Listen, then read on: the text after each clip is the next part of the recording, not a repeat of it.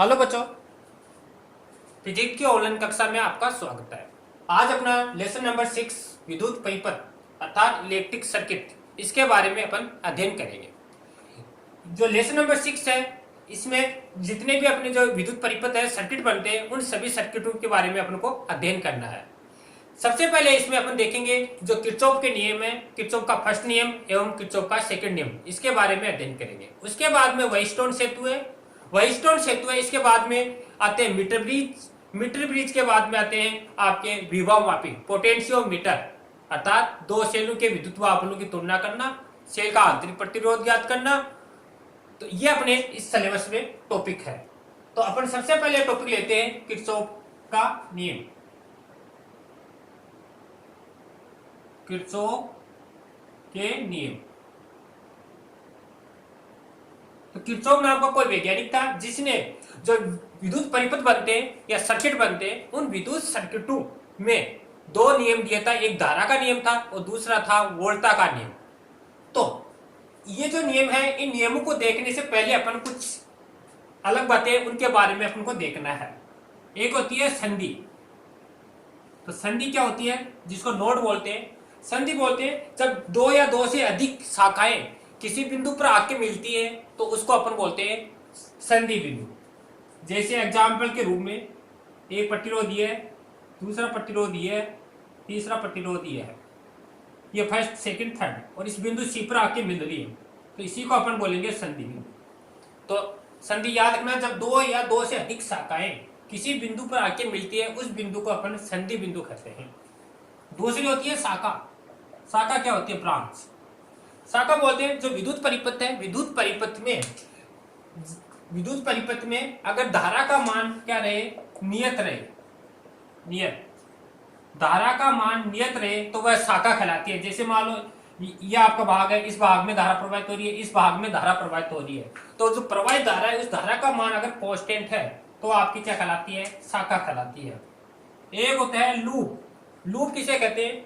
Loop होता है मान एक बंद परिपथ होता है जिसके अंदर प्रतिरोध है, धारा नियंत्रक है, रेजिस्टेंस है, कुंजी है, ये सब आपस में जुड़े हुए हो और इनसे बना एक बंद परिपथ क्या कहलाता है? लूप कहलाता है। तो ये अपन सारी चीजें इस किरचॉफ के नियम में अपन को लागू करनी है और उसी के आधार पर अपन को काम करना है।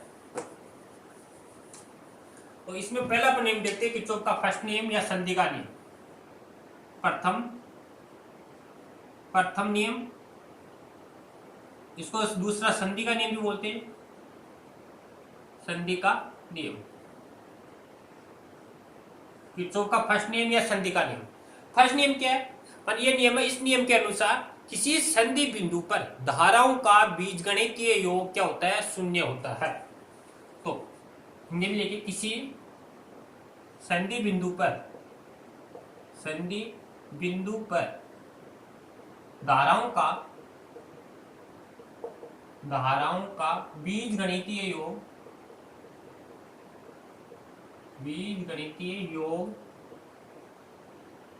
शून्य होता है। यह आपका संधि का नियम अर्थात समीशन I बराबर 0। यह आपका संधि का नियम। जैसे अपन डायग्राम के रूप में देखें, जैसे ये कोई प्रतिरोध है, कोई दूसरा प्रतिरोध ये है आपका, तीसरा प्रतिरोध ये है, कोई चौथा प्रतिरोध ये है और ये कोई पांचवा प्रतिरोध है। ये आपका फर्स्ट प्रतिरोध R1, ये R2, ये R3, ये R4 और ये R5।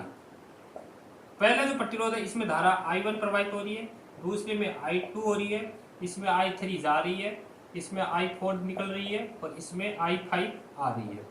और ये जो बिंदु O है इसको अपन बोलेंगे संधि बिंदु।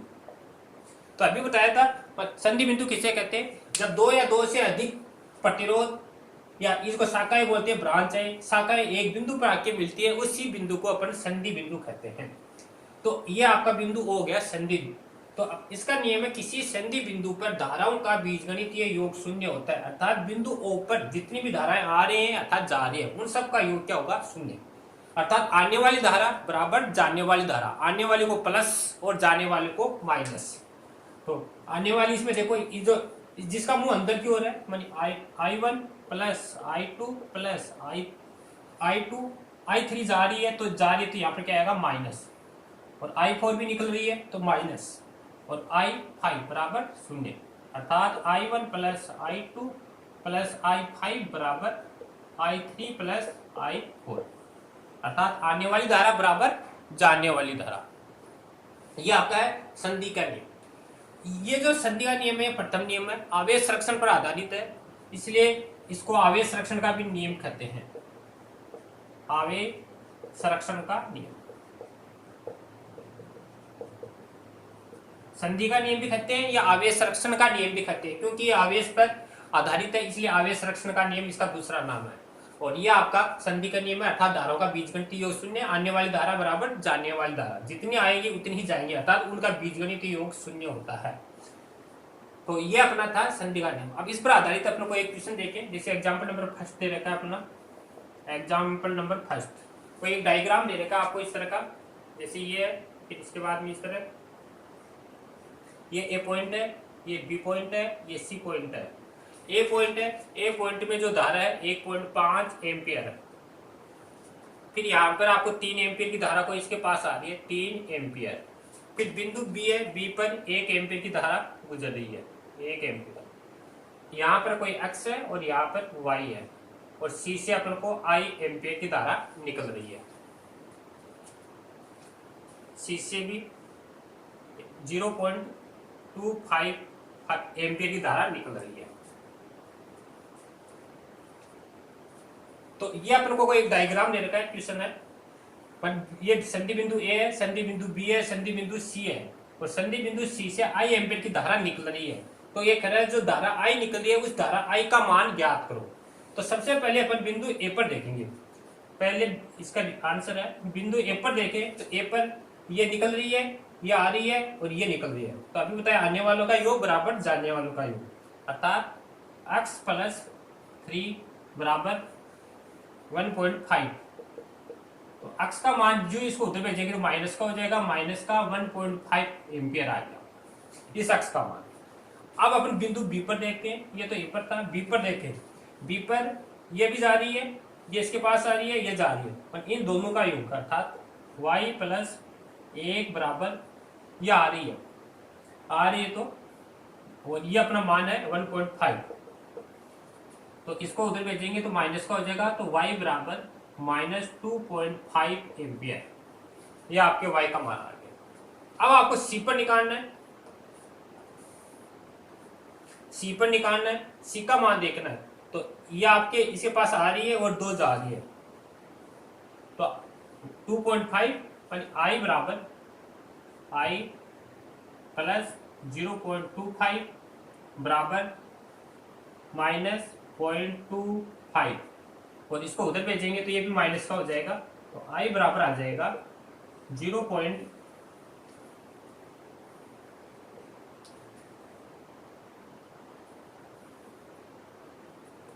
ये है कि 2.75 एम्पियर। तो ये अपना इसका आंसर आएगा 0.725। तो आपको इस तरह आपको क्वेश्चन सोल्व करना है, आने वाले को प्लस और जाने वाले को माइनस, अर्थात इसमें कोई भी शाखा है, उस शाखा में जो धारा प्रवाहित हो रही है अज्ञात धारा, उस अज्ञात धारा का मान अपन ज्ञात कर सकते हैं। इसके बाद में अपन पढ़ेंगे दूसरा किरचॉफ का सेकंड नियम।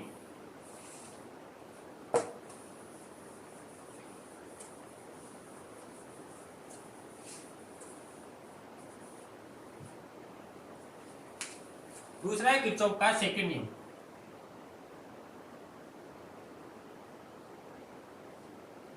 किरचॉफ का सेकंड नियम, किरचॉफ का जो सेकंड नियम है यह वोल्टा के नियम पर आधारित है। इसको अपन लूप का नियम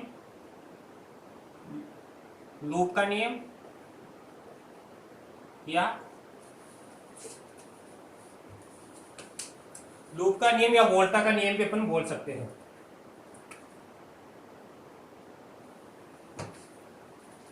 तो इसको अपन लूप का नियम या वोल्टा का नियम भी बोल सकते हैं, लूप का नियम या वोल्टा का नियम।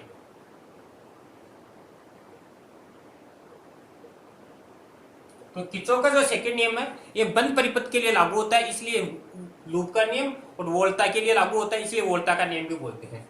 तो सेकंड नियम क्या है? सेकंड नियम है, इस नियम के अनुसार कोई भी बंद लूप है, उस बंद लूप में वोल्टाओं का बीजगणितीय योग क्या होता है? शून्य होता है। किसी बंद लूप में वोल्टाओं का बीजगणितीय योग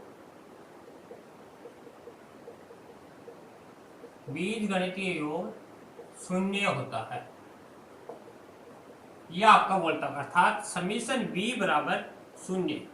अब दूसरी इसमें यह ध्यान रखनी है, कोई बंद लूप है, उस लूप में अगर आपके प्रतिरोध लगे हैं तो प्रतिरोध के सिरों पर उत्पन्न वोल्टा, और अगर सेल लगे तो सेल के सिरों पर उत्पन्न विद्युत वाहक बल का मान क्या होता है? इक्वल होता है। अर्थात दूसरा इस रूप में ले सकते हैं, प्रतिरोध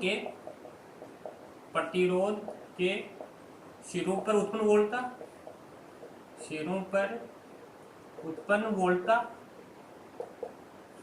वह सेल के सिरों पर उत्पन्न विद्युत वाहक बल का योग शून्य होता है। जो सेल है, सेल के सिरों पर वोल्टा होती है, सेल के सिरों पर विद्युत वाहक बल होता है, और प्रतिरोध है, प्रतिरोध के सिरों पर वोल्टा होती है। तो उन दोनों का योग भी शून्य होगा। अर्थात प्रतिरोध के सिरों पर उत्पन्न वोल्टा बराबर सेल के सिरों पर उत्पन्न विद्युत वाहक बल। यह आपको काम लेना है। कहने का मतलब समीशन आई आर बराबर समीशन ई। ये जो दूसरा नियम है यह आपके ऊर्जा संरक्षण पर के नियम पर आधारित है, इसलिए इसको ऊर्जा संरक्षण का नियम भी कहते हैं। ऊर्जा संरक्षण के नियम पर आधारित है। तो यह आपको दूसरी चीज ध्यान रखनी है, ये भी काफी बार पूछा जाता है। किरचॉफ का सेकंड नियम है, किस पर आधारित है? ऊर्जा संरक्षण के नियम पर आधारित है। फर्स्ट नियम है आपका आवेश संरक्षण के नियम पर आधारित था। अब इसमें दो महत्वपूर्ण बातें वो आपको याद रखनी है। महत्वपूर्ण बात क्या है? आपको धारा की दिशा में चलना है। जो भी लूप है, जैसे ये सपोज करो लूप है और इस लूप में ये प्रतिरोध लगा रखा है, अगर ये बैटरी लगा रखी है माइनस और प्लस, तो आपको धारा की दिशा में चलना है। मानिए आपको धारा की दिशा में चलना है। धारा की दिशा में जो प्रतिरोध है, धारा की दिशा में प्रतिरोध के सिरे पर जो सिरों पर वोल्टा हमेशा पॉजिटिव होगी। आपको धारा की दिशा में चलना है तो प्रतिरोध के सिरों पर वोल्टा पॉजिटिव होगी, और अगर धारा के विपरीत दिशा में चले तो प्रतिरोध के सिरों पर वोल्टा है वो क्या होगी? नेगेटिव लेनी है आपको। V बराबर आई आर। पहली बात ये ध्यान रखनी है। दूसरी है, अगर धारा की दिशा में चले तो जो सेल है, सेल में माइनस से अगर प्लस की ओर जा रहे हैं, माइनस से प्लस की ओर, तो विद्युत वाहक बल है आपको पॉजिटिव लेना है। दूसरा है, अगर सेल है, सेल में प्लस से माइनस की ओर जा रहे हैं तो विद्युत वाहक बल आपको माइनस लेना है। ये दो बातें इंपॉर्टेंट है। जैसे सपोज करो ये आपका प्रतिरोध है, इसमें आप धारा की दिशा में जा रहे हैं तो इस प्रतिरोध में V बराबर क्या होगा? I R. और जो सेल है, सेल में माइनस से प्लस की ओर जा रहे हैं तो विद्युत वाहक बल प्लस में लेना E। लेकिन अगर आप विपरीत है, धारा इधर जा रही है, अपनी विपरीत चले, तब आपको V बराबर आपको माइनस आर लेना है। ये आपको इंपॉर्टेंट बातें दो याद रखनी है। तो इस पर आधारित क्वेश्चन देखिए अपन।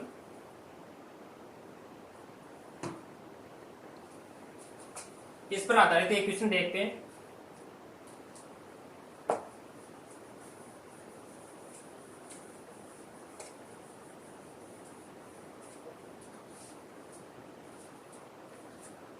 जैसे क्वेश्चन नंबर आपका 6 दे रखा है।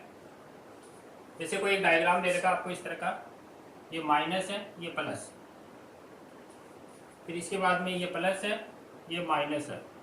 ये सेल है, इसका विद्युत वाहक बल, और इस सेल है इसका प्रतिरोध।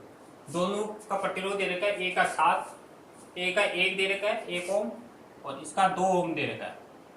ये दो सेल है।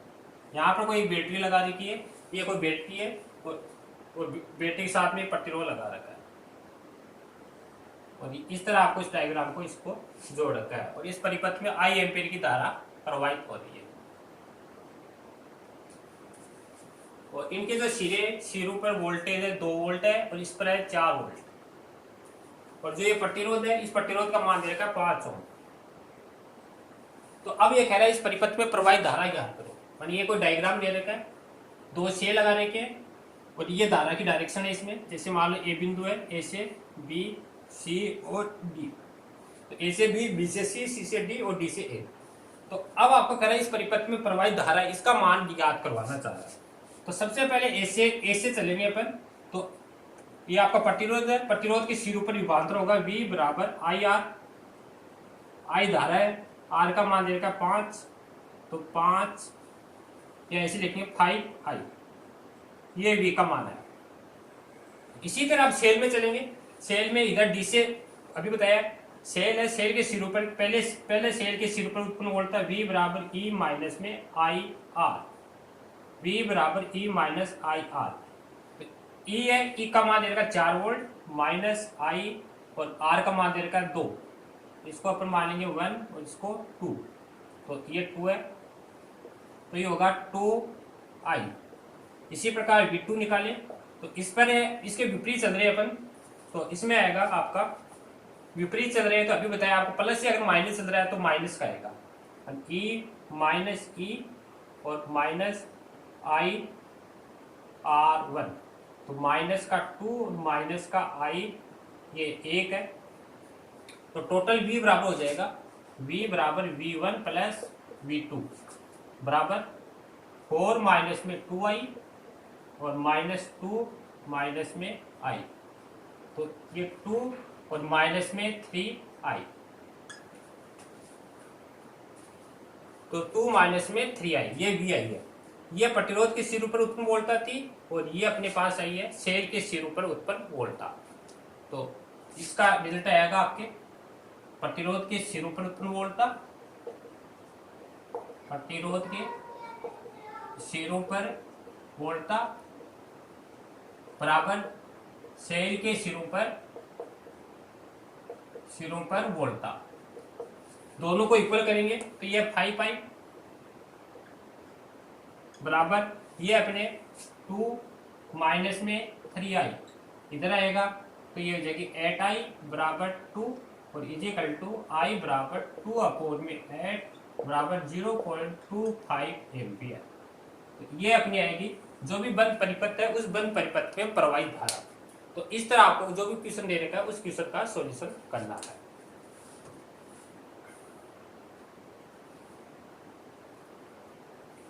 तो ये था अपना जो किरचॉफ का सेकंड नियम है, उस सेकंड नियम पर आधारित क्वेश्चन था।